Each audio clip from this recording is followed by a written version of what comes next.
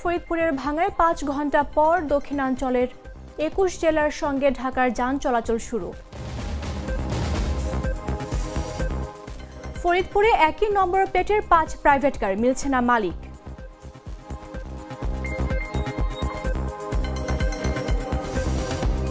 যশোরে যথাযোগ্য মর্যাদায় বীরশ্রেষ্ঠ নূর মোহাম্মদ শেখের ৫৪তম শাহাদাত বার্ষিকী পালন।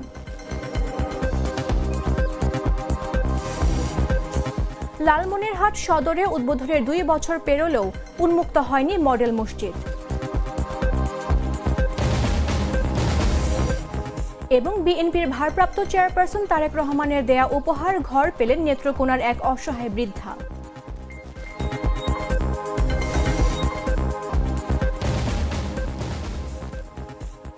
আমন্ত্রণ দেশ জুড়ে সংবাদে, আপনাদের সাথে রয়েছে আমি Mamduha Raisa. I love Pran Magic Cup. আমিও খাবো ম্যাজিক কাপ লিচুর মজার সাথে প্রাণ ম্যাজিক কাপ। ম্যাজিক এখন মুখে দিলেই। ফরিদপুরের ভাঙা উপজেলার ২ ইউনিয়নকে আসন পুনর্নির্ধারণের ফরিদপুর ৪ থেকে ফরিদপুর ২ এর অন্তর্ভুক্ত করার প্রতিবাদে শুরু হওয়া অবরোধ ৫ ঘন্টা পর তুলে নিয়েছেন বিক্ষোভকারীরা। স্থানীয় প্রশাসনের আশ্বাসে দুপুর ১টার দিকে অবরোধ প্রত্যাহার করলে খুলনা, ঢাকা ও ফরিদপুর বরিশাল মহাসড়কে স্বাভাবিকভাবে যান চলাচল শুরু হয়। প্রতিনিধি এনকেবি নয়নের পাঠানো তথ্যচিত্রে বিস্তারিত ডেস্ক রিপোর্টে।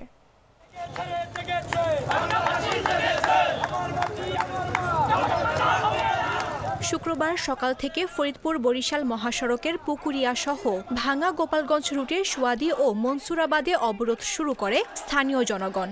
এতে সকাল ৮টা থেকে ভাঙার উপর দিয়ে সব ধরনের যান চলাচল বন্ধ হয়ে যায়। এলাকাবাসী জানায়, বৃহস্পতিবার ত্রয়োদশ জাতীয় সংসদ নির্বাচনের জন্য ৩০০ সংসদীয় আসনের পুনর্নির্ধারিত সীমানার তালিকা প্রকাশ করেছে নির্বাচন কমিশন। এতে ফরিদপুর ৪ আসনের অন্তর্ভুক্ত ভাঙা উপজেলার আলগি ও হামিরদি ইউনিয়নকে কেটে নগরকান্দা ও সালথা উপজেলা নিয়ে গঠিত ফরিদপুর ২ আসনের অন্তর্ভুক্ত করা হয়। তবে ইসির এই সিদ্ধান্তের প্রতিবাদে ওই তালিকা প্রকাশের পর থেকেই ক্ষোভ প্রকাশ করে স্থানীয়রা।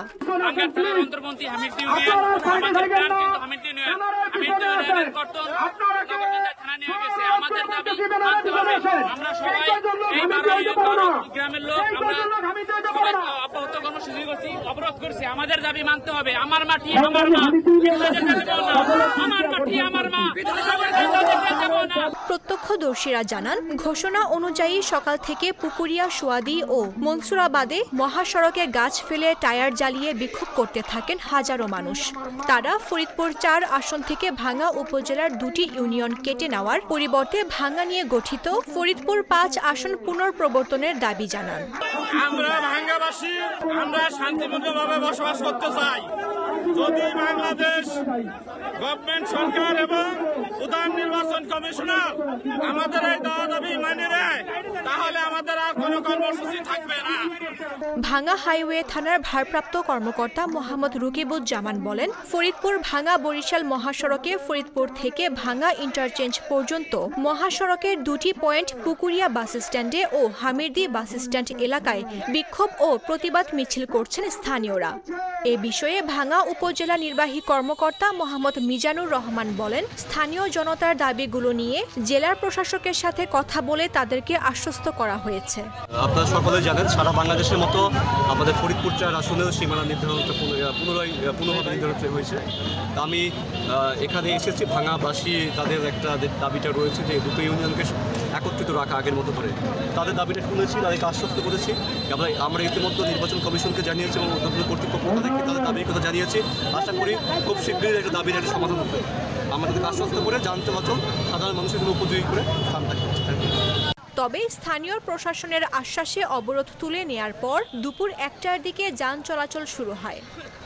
নিউজ ডেস্ক, জাগো নিউজ। ফরিদপুর শহরের হোটেল রাজস্থানের সামনে একই নম্বর প্লেটের ৫টি প্রাইভেট কারের দেখা মিলেছে। পরে পুলিশ প্রাইভেট কারগুলো পুলিশ লাইনে নিয়ে যায়। তবে কোনো গাড়ির মূল মালিক এবং কাগজপত্র পাওয়া যায়নি। বৃহস্পতিবার বিকেলে শহরের গোয়ালচামচ পুরাতন বাস স্ট্যান্ড এলাকার হোটেল রাজস্থানের সামনে থেকে গাড়িগুলো হেফাজতে নেয় পুলিশ। এর আগে সকাল থেকে সারাদিন গাড়িগুলো নিয়ে সামাজিক মাধ্যমে আলোচনা সমালোচনা চলতে থাকে। পুলিশ জানায়, হোটেল রাজস্থানের সামনে সারিবদ্ধভাবে রাখা 5টি নতুন প্রাইভেট কার দেখা যায়। গাড়ির নম্বর প্লেটগুলো একই। এ সময় স্থানীয়রা থানা ও ট্রাফিককে খবর দেয়। হোটেল রাজস্থানের ম্যানেজার মোহাম্মদ মহিউদ্দিন জানান, একই রকমের 5টি প্রাইভেট কার বৃহস্পতিবার ভোরের দিকে হোটেলের সামনে আসে। গাড়িগুলোতে চালক সহ 18 জন আরোহী ছিলেন। তাদের ভাষ্যমতে শহরের কমলাপুর এলাকার একটি চাইনিজ রেস্টুরেন্ট উদ্বোধনের জন্য এসেছিলেন তারা। সকালে গাড়িগুলো দেখে উৎসুক জনতা ভিড় করে।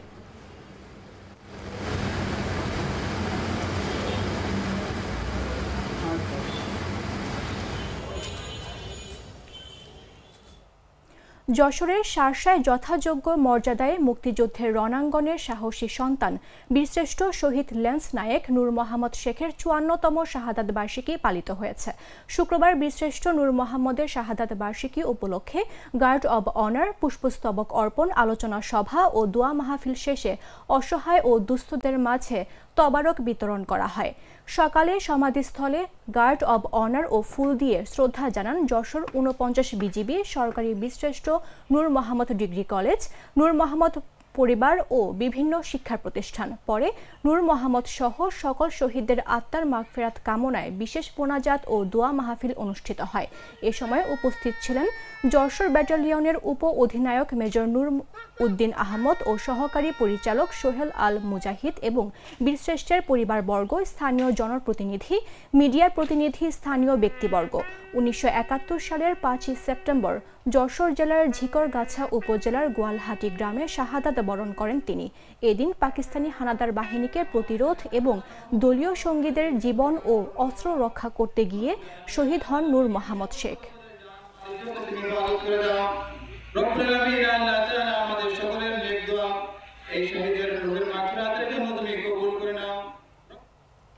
লালমনিরহাট সদরে নির্মিত আধুনিক মডেল মসজিদ ও ইসলামিক সাংস্কৃতিক কেন্দ্রের উদ্বোধন হয়েছে 2 বছর আগে, কিন্তু এখনও নামাজের জন্য খুলে দেয়া হয়নি।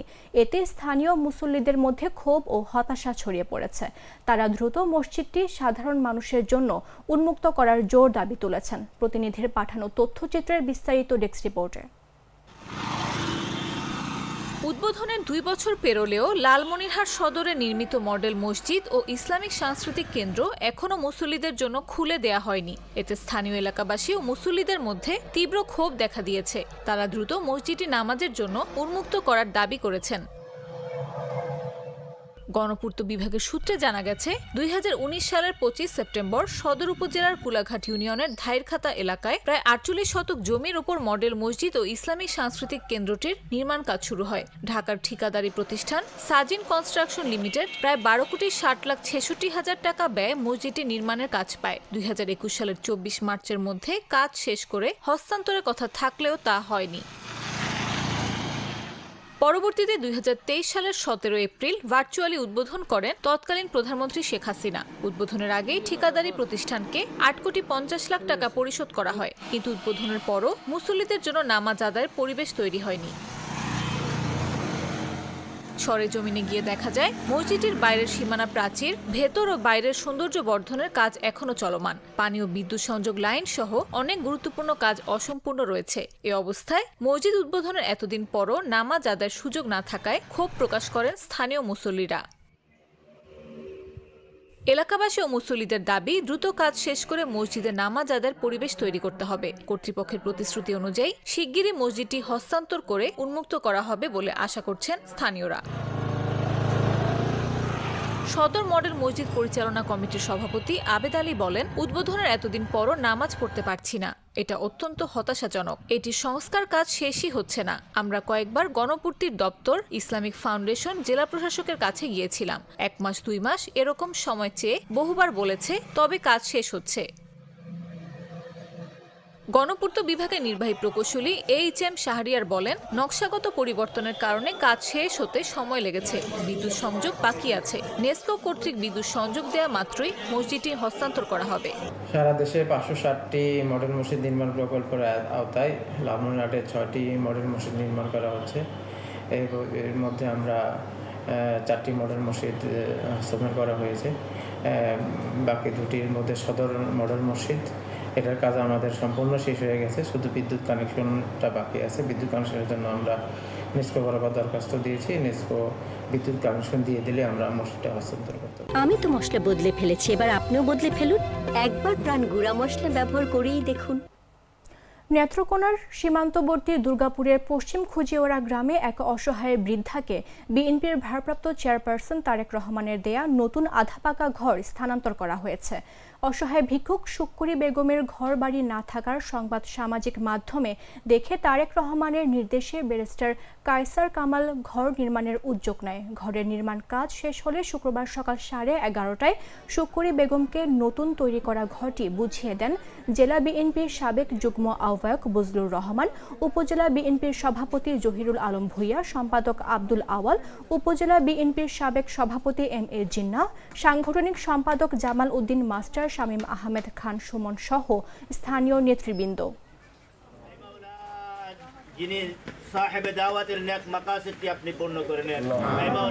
আমার ওসব একটা কিছু নাই, একটা না কিনলে চলে গেলাম কাজ, এছাড়া কিনু নাই। আমার স্বামী যে মরে গেছে, স্বামী আমার লাগে বছর বছর কিছুতে গেছে না। আমি দেশে একটা না কিনলে যাই। উনি একটি কম্বলের মুড়ানো একটি ঘরের মধ্যে থাকতো, যেটা বর্তমান সময়ে মানুষ থাকার মতো উপযোগী না। কিন্তু আমরা আমাদের নেতাকে এটা অবগত করার পরেই উনি পরক্ষণেই 1 মিনিট দেরি করেন, সাথে সাথে আমাদেরকে নির্দেশ করেছে যে তোমরা এই ঘর যত তাড়াতাড়ি সম্ভব তোমাদের দিন রাত 24 ঘন্টা সময় দিয়ে ঘরের কাজ শেষ করবে এবং শেষ করে যত তাড়াতাড়ি সম্ভব ওনাকে হ্যান্ড ওভার করার ব্যবস্থা করবে। আজকে এই শুক্কুরি বেগমের কোনো ঘর ছিল না, উনি একদম চাল চুলোহীন একজন মহিলা এবং এরকম একটা প্রত্যন্ত গ্রামে, প্রত্যন্ত এলাকায় উনি বসবাস করেন, যে সাধারণত এদেরকে চোখে পড়ে না। কিন্তু উনি এখানেও তারেক জনাব আমাদের কো চেয়ারম্যান জনাব তারেক রহমানের নির্দেশে উনি এই শুক্কুরি বেগমের পাশে এসে দাঁড়িয়েছেন। এরকম একজন দরিদ্র মহিলাকে একটা ঘর হস্তান্তর করা হয়েছে, তার থাকার কোনো ঘর ছিল না। আমরা জেনেছি যে সে কম্বল মোড়া দেওয়া একটা ঘরে থাকতো, একথা জেনে উনি সাথে সাথে একটা ঘরের ব্যবস্থা করেছেন।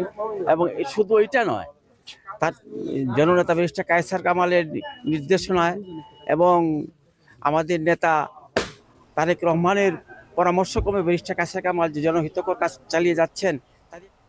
বাইকের দুর্ঘটনায় হাত পায়ে ব্যান্ডেজ বাঁধা অবস্থায় হাসপাতালের বেডেই হলো বিয়ে।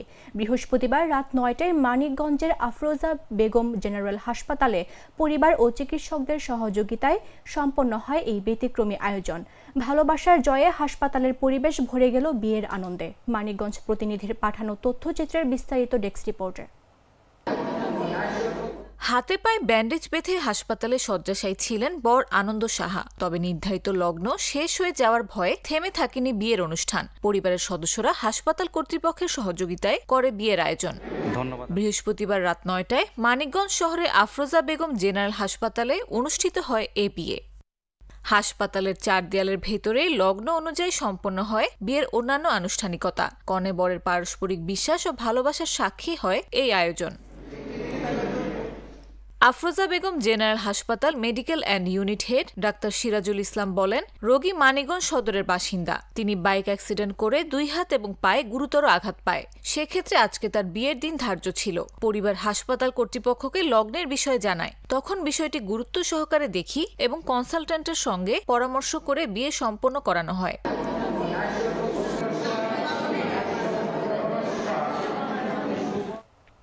নারায়ণগঞ্জের রূপগঞ্জ থেকে অপহৃত ভারপ্রাপ্ত ইউপি চেয়ারম্যান নাসির উদ্দিনকে ঢাকার পোস্তগোলা থেকে উদ্ধার করা হয়েছে। এ সময় অপরাধী চক্রের সদস্য জহির মিয়া নামে একজনকে আটক করা হয়। অপহরণের 6 ঘণ্টা পর ঢাকার পোস্তগোলা থেকে গোপন সংবাদের ভিত্তিতে অভিযান চালিয়ে তাকে উদ্ধার করা হয়। আটক জহির মিয়া বরগুনা জেলার ভাগড়া থানার ফুলতলি এলাকার বাসিন্দা। এর আগে বুধবার দুপুর 2টার দিকে উপজেলার ভুলতা গাউছিয়া এলাকা থেকে তাকে অপহরণ করা হয়। ইউপি চেয়ারম্যান নাসির উদ্দিন বলেন, বুধবার দুপুর 2টার সময় ব্যাংক থেকে বের হলে দুর্বৃত্তরা ডিবি পরিচয়ে অস্ত্রের মুখে জিম্মি করে তাকে ও তার গাড়ি চালককে সাদা মাইক্রোবাসে তুলে নিয়ে যায়। এ সময় অপহরণকারীরা তার প্রাইভেট কারটি ভুলতা এলাকায় ফেলে রেখে যায়। গাড়ি এসে আমার ড্রাইভার সহ আমাকে অস্ত্রের মুখে জিম্মি করে তারা প্রশাসনের লোক দাবি করে আমাকে গাড়িতে উঠিয়ে নেয়। এই নিয়ে আমাকে সারা ঢাকা শহর ঘুরিয়েছে এবং মুক্তিপণ হিসাবে টাকা দাবি করেছে, আমাকে বিভিন্ন ভাবে টর্চার করেছে। থেকে নামার সাথে সাথে একটা হাইস আসছে, আইসা আমাদের ডিবি পরিচয় দিয়ে আমাকে উঠেছে গাড়ি। উঠানোর পরে চেয়ারম্যান সাহেবকে আনছে ডেকা, আইনা বলছে স্যার কথা বলবে, বলার সাথে সাথে চেয়ারম্যান সাহেবকে গাড়ি উঠানোর পরেই গাড়ির লক। 5 লাখ টাকা মুক্তিপণ দাবি করছিল। আমাদের রূপগঞ্জ থানার একটি বিশেষ উপস্থিত তাকে অক্ষত অবস্থায় রাত অনুমান 12টার দিকে দক্ষিণ কেরানীগঞ্জ থানা এলাকা থেকে অক্ষত অবস্থায় উদ্ধার করি। সংবাদ শেষ করার পূর্বে শিরোনামগুলো জানিয়ে দিচ্ছে আরও একবার। ফরিদপুরের ভাঙ্গায় 5 ঘন্টা পর দক্ষিণাঞ্চলের 21 জেলার সঙ্গে ঢাকার যান চলাচল শুরু। ফরিদপুরে একই নম্বর প্লেটের 5 প্রাইভেট কার, মিলছে না মালিক।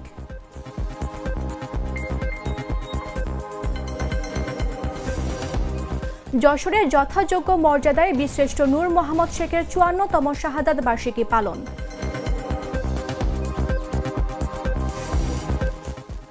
লালমনিরহাট সদরে উদ্বোধনের 2 বছর পেরোলেও উন্মুক্ত হয়নি মডেল মসজিদ। এবং বিএনপির ভারপ্রাপ্ত চেয়ারপারসন তারেক রহমানের দেয়া উপহার ঘর পেলেন নেত্রকোনার এক অসহায় বৃদ্ধা।